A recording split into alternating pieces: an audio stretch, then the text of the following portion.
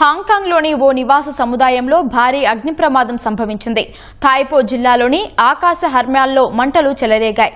దాంతో ఆ ప్రాంతమంతా దట్టమైన పొగ వ్యాపించింది. ఆ నివాస సముదాయంలో 2000 ఇళ్లు ఉన్నాయని అంతర్జాతీయ మీడియా పేర్కొంది. ఆ దుర్ఘటనలో 4 మృతి చెందారని, వందలాది మంది చిక్కుకుపోయారని తెలిపింది. హాంకాంగ్ స్థానిక కాలమానం ప్రకారం మధ్యాహ్నం 2:51 సమయంలో ఈ ఘటనపై సమాచారం అందిందని అగ్నిమాపక విభాగం వెల్లడించింది. ఈ ప్రమాదాన్ని నంబర్ 4 అలారంగా అధికారులు ప్రకటించారు.